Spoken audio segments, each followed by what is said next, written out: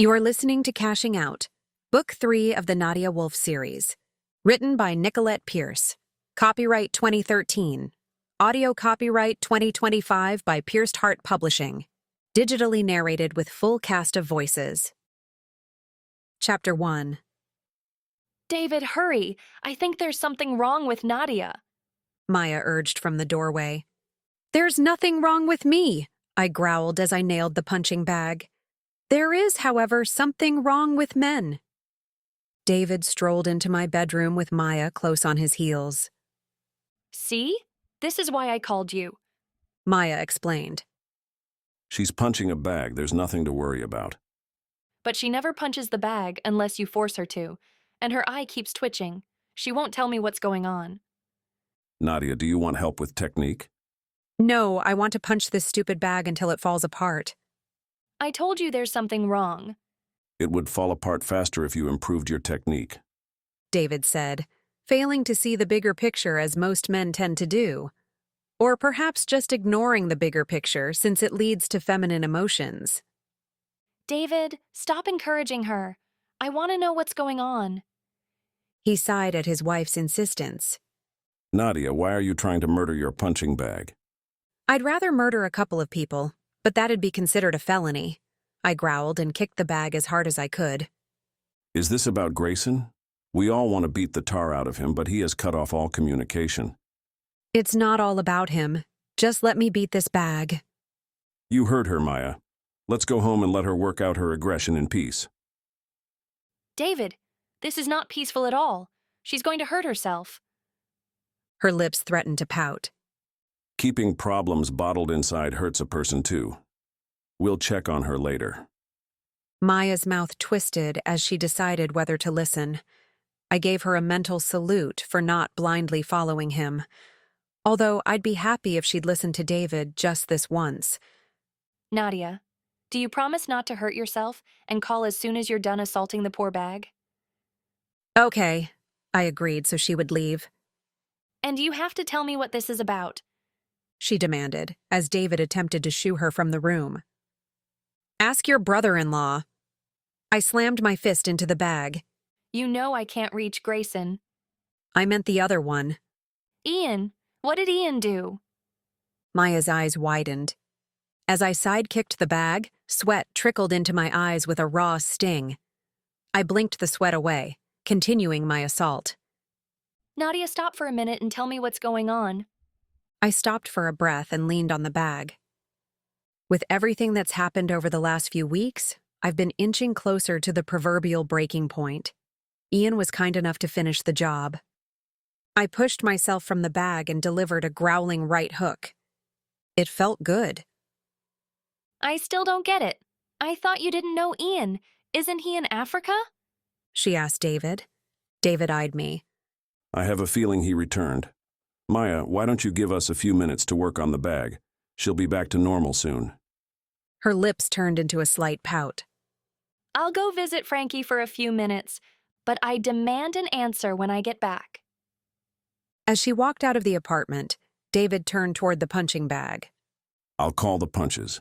Make sure they're solid and keep your wrists straight. I don't care about strength, just accuracy. Gloves up. I positioned myself in front of the bag with my gloves up and ready. Right hook, left hook, uppercut, jab. Repeat 100 times. Are you freaking kidding me? Go! Damn the Miller brothers. Right hook. Damn men. Left hook. Screw this. I'm a strong woman. Uppercut. I'm independent and strong. Jab. Faster. David called. I don't need men in my life. Right hook, left hook, uppercut, jab. Men suck. Right hook, left hook, uppercut, jab. Tackle bag. The force of the tackle tipped the bag over, taking me with it. I wrestled with it, hitting and kicking until my mind numbed. Nadia? The voice drifted to me like it had at a different time in a different apartment. I kicked back from the bag. Dagor. Holy crap. There's something wrong with me. I wheezed, wiping the sweat from my eyes. Perhaps a few tears as well. There's nothing wrong with you. David assured as he helped me up and righted the toppled bag. I think I just went berserk. Well, maybe a little, but you've been under a lot of stress lately. Grayson being an idiot doesn't help. This time it's not about Grayson. David, I was the idiot. What do you mean? A shriek echoed through the staircase, and footsteps followed in quick succession. Nadia! Oh my God! Maya burst into the room with blonde ringlets bouncing every which way. She latched onto me with a giant Maya-style hug. Why didn't you tell me? I knew we were going to be sisters-in-law. I just didn't think you'd marry Ian. David caught himself before his jaw swung open. A bewildered look permeated his otherwise strong and in-command features. I shrugged, not knowing what to say. When did this happen? 2 nights ago after the trophy fiasco, I muttered, inspecting the floor for large holes I could fall through. I'm so stupid. Where is he? I don't know. Nope. No holes. When was the last time you saw him? At Lost City the morning after. I'm sure you have a ton of questions, I sighed. Let me just rinse off and I'll explain. Or attempt to. David gave a tight nod. I scurried to the bathroom and jumped into the shower. How am I going to explain what happened when I'm still confused? And where is Ian?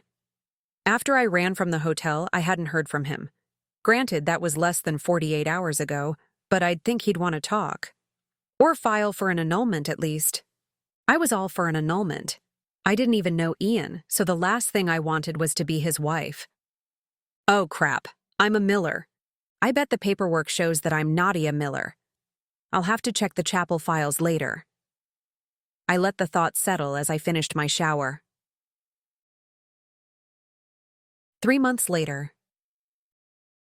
Since my banishment from Lost City Casino, I've searched for a new casino to call home. Frankie found an online list of casinos operating under Grayson's Rotunda Casino empire. I steered clear of all of them. The Backlash Casino was 5 miles from the Strip. It had plenty of play at the tables and was comfortable enough to call home. There was no one to bother me. It was so far off from mainstream casinos that I was confident Grayson wouldn't step foot in it. I sat at the table, shuffling my chips and listening to the repetitive clicks as they fell together on the worn felt. Caleb still played at Lost City, unaware of my current problems. I've been dodging his efforts to contact me. Grayson, as far as I know, was still in his ivory tower with Fiona. I assume Remy's stewing in his limo. The only Miller I see is Maya, since she's impossible to ignore. The last thread of information was that David was searching for Ian. It seems he jumped ship as quickly as I did. I'm still married to Ian, a fact that I've tried to ignore. Annulment is the only option, but I refuse to fill out the paperwork alone. If Ian was dumb enough to marry me, he should have to fill out papers too. I peeked at my dealt hand. It was a playable hand, but I had reached my capacity to think clearly. Playing while emotional would leave me penniless. A constant battle these last few months.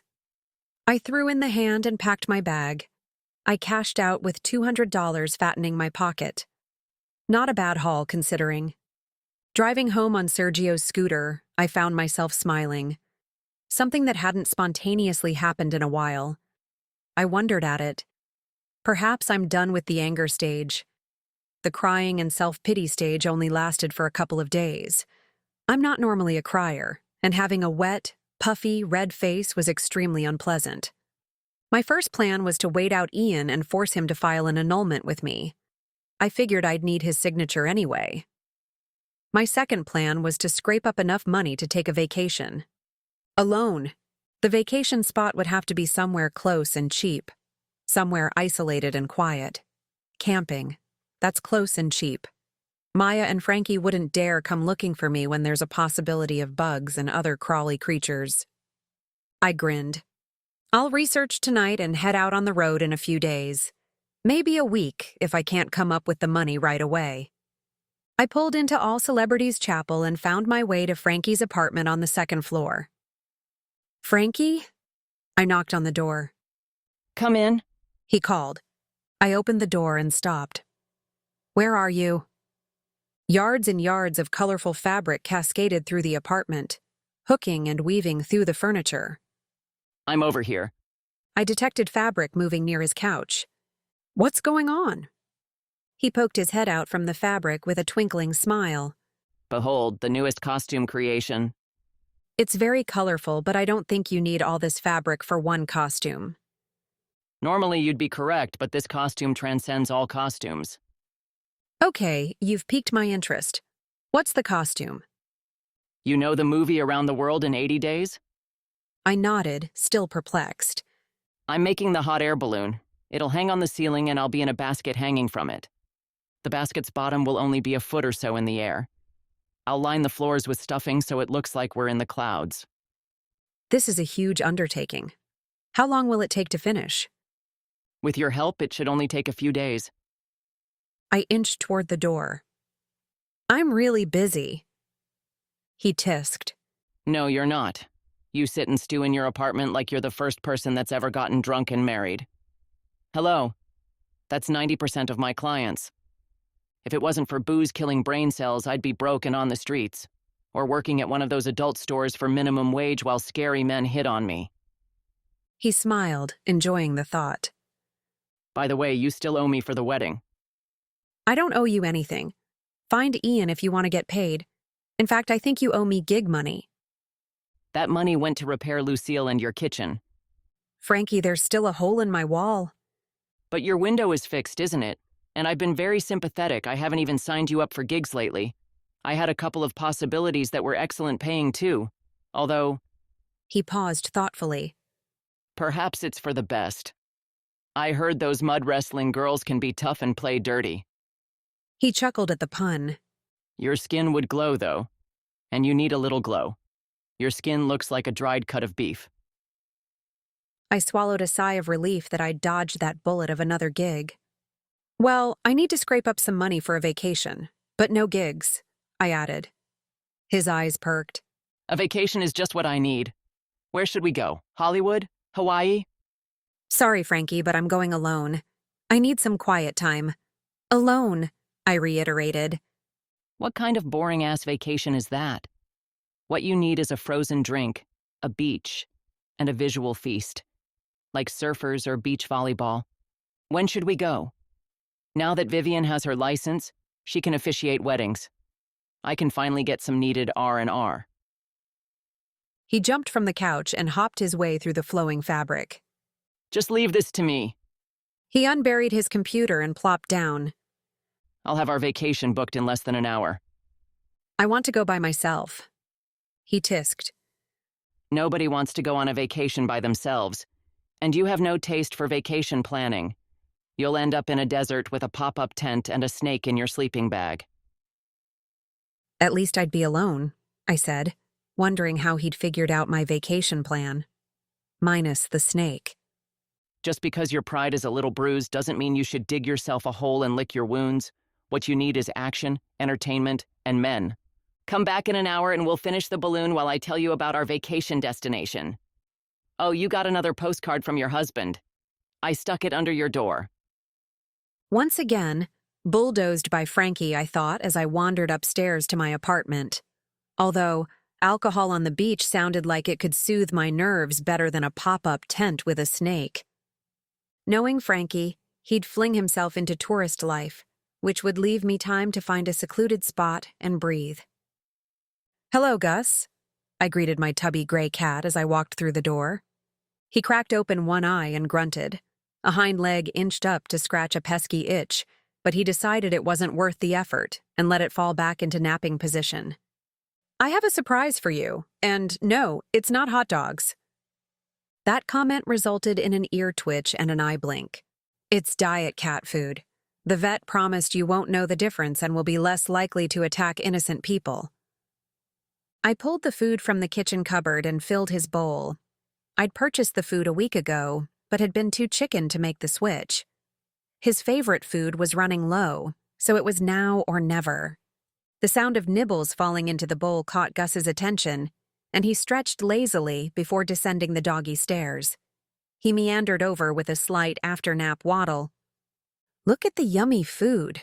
I'm sure it tastes really good. He seated himself near the bowl and sniffed. A slow head turn and a twitchy blue-eyed scowl told me he wasn't happy about the change.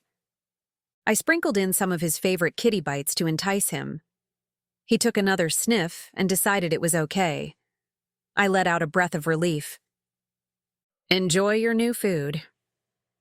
I picked up the postcard from the floor. A lone weathered elephant stood in the middle. The number 2 was written on the back.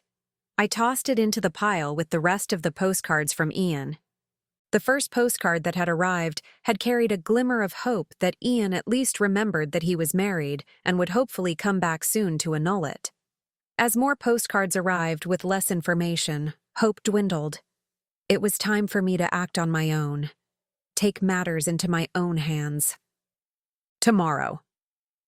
As I emerged from the bathroom a few minutes later, Gus was positioned in front of the door, waiting to ambush me. Didn't like it? He let out a low growl. You have to try.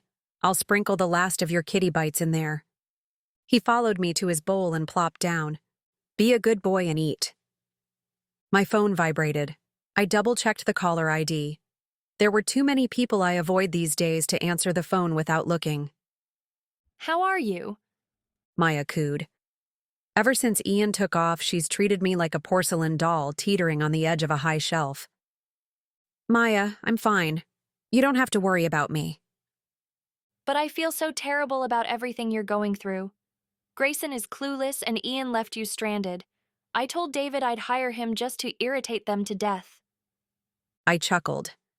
I'm sure he'd do it for free. However, there's no need. I'm planning on taking a relaxing vacation, but Frankie decided to come along. In fact, he's planning the trip right now. Maya squealed. I'm coming over right now. I'm going too. What about David? What about him? He's chasing after Ian right now. Where is he? He jumped on a plane heading to Africa yesterday. I gulped. Please tell me he didn't do this for me. I don't want Ian cuffed and carried home in a potato sack so that he's forced to do right by me. Don't be silly. David is worried about Ian. If you knew Ian better, you'd know that he doesn't just marry girls and then take off. Something is wrong. Even though he shouldn't have left you, there's a reason he did. I don't think I've ever seen David more worried.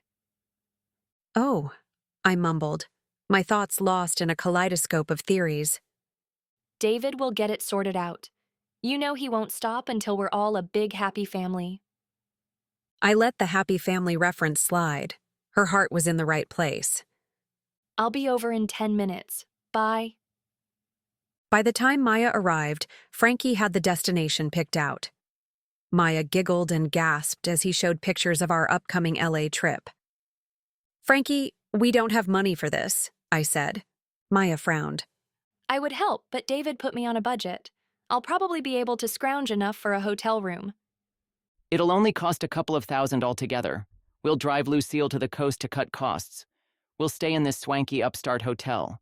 Since their grand opening is soon, they're giving out promotional deals like crazy to draw vacationers. It's near the beach. See? I scrolled through the online pictures. It looked modern, clean, and heavenly.